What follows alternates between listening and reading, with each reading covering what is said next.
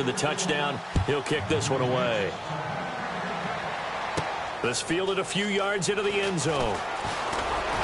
And a pretty good return here. He'll be stopped just shy of the 25 at the 24-yard line. And now out comes Houston. And last time out, went for it on fourth down, turned it over, gave him great field position, turned into 6 points, so they've got to recover here, Charles. It's amazing what one decision can do in the chain of events, right? The decision to go for it on fourth down. Caused all of that. It caused every bit of it, but it showed confidence. Hey, I've got confidence in you guys. Go pick it up for them. Didn't happen. Also showed confidence in the defense.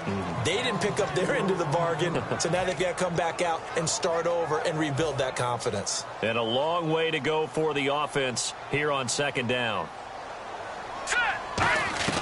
From the gun, it's Osweiler. Surveying the field.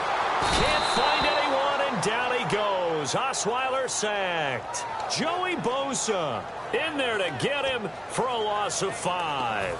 Second down, sack by the defense. What type of pressure will they bring here on third? We'll see.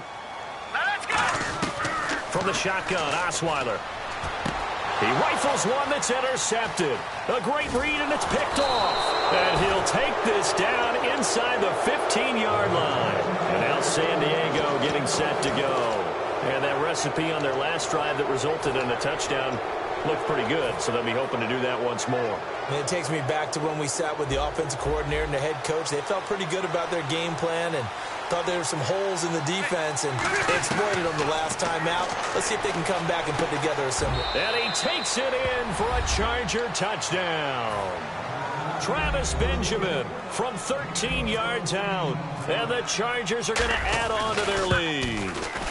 Well, Brandon, if we go back to our meeting with the offensive coordinator, he showed us his script. Didn't show us everything now. He said, here's the script for the game.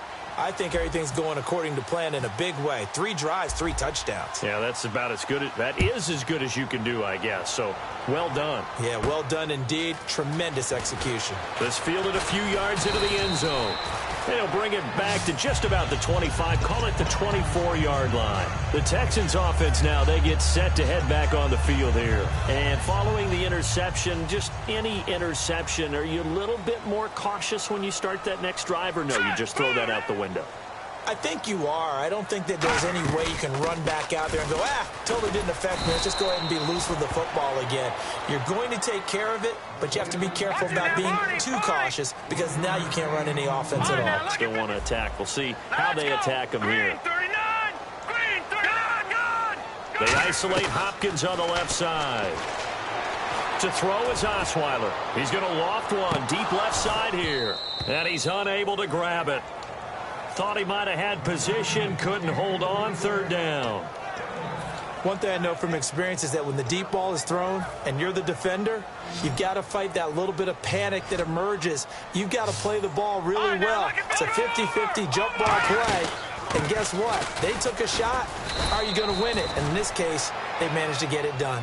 So here we go. The offense is going to stay out there. They're going for it on 4th and 8.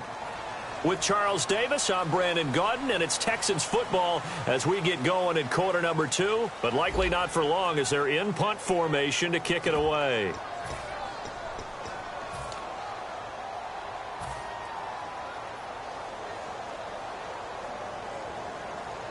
And they're going to at least line up to go for it here on 4th down. They'll come out in the pistol. In motion is Fedorowicz.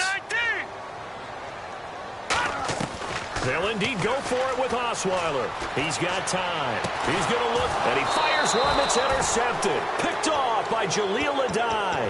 And his crew will take over at their own 45-yard line. The Chargers offense gets set. They head back onto the field. And they were able to punch it in the end zone last time. They'll be looking to do that again here for the defense.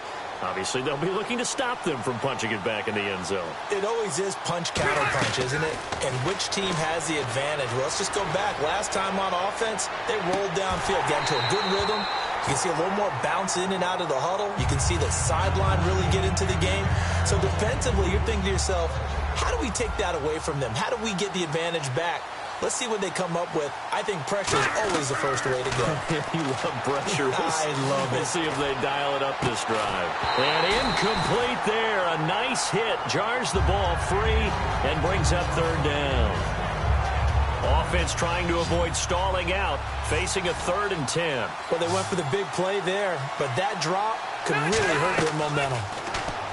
To throw, Rivers. And time finally runs out. He can't get rid of the football, and he's taken down. Okay, was it a breakdown in protection? Did the running back not pick him up? What does it really matter? Sometimes it's just a great play made by the defense. Big-time sack. To punt it away on 4th down, here's Drew Kaiser. Back deep for the Texans is Tyler Ervin.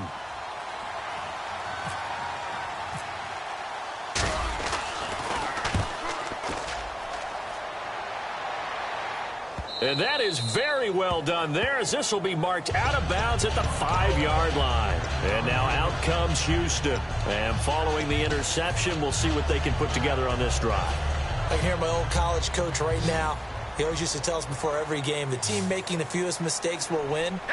What they're hoping is that that last mistake is their only one of the game. Coaches, that's all they talk about, turnovers, right? Minimizing those and maximizing opportunities. And nearly picked off.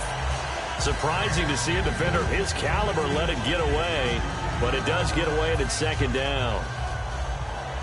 Watch him now, Barney! On 2nd down, here's Miller. And he'll take this one up to about the 13. 8 yards on the ground there, and now they're looking at a 3rd and 2. And once again, leverage wins. The offensive line, lower than the defensive front. They moved them and found some good space for the guy carrying the ball. Toward the sideline. Did he keep the feet in? Yes, he got them both down, says the side judge. And that's good enough for a 1st down. And that's how you pick up a 1st down. Not only does he make the catch, but has enough body control to get his feet down inbounds, toe tapping and dragging to make sure he gets it done. Possible run anticipation. Here's the D-line sandwiches together. Mumphrey with it over the middle. A good pickup there, a 22. 1st down and 10 now for the offensive group.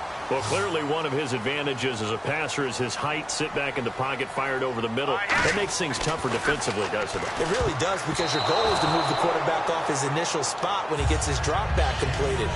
But when you have that type of height, he can stay in there. If he's willing to take the hits and just fire over the top, which saves him time and actually completes a play a little bit quicker than it normally does for a quarterback has to slide and find open space to throw. And he'll be taken down, but not before getting this inside the 30.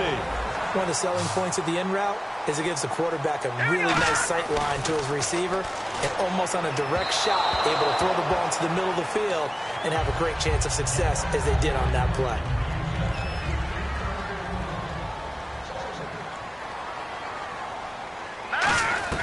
Again on 2nd and 10 now. It's Osweiler. And this time he's got the hook up. It's complete. And they'll get 9 there as that sets him up better for 3rd down. And just a small glimpse there as to why they like this rookie so much. And that's why they lit up a little bit in our meetings with the coaching staff, didn't they? When we talked about him, they did. Yeah, you know, they like his work ethic. You know, this guy's running every route well in the route tree and getting better at it all the time, really honing his game. They expect a pretty good jump out of him as things continue to move on. 3rd and 1, partner. No need to be fancy there. Just use some force and move forward and pick up the 1st down. And this is going to be caught? No, they say it's incomplete. We know.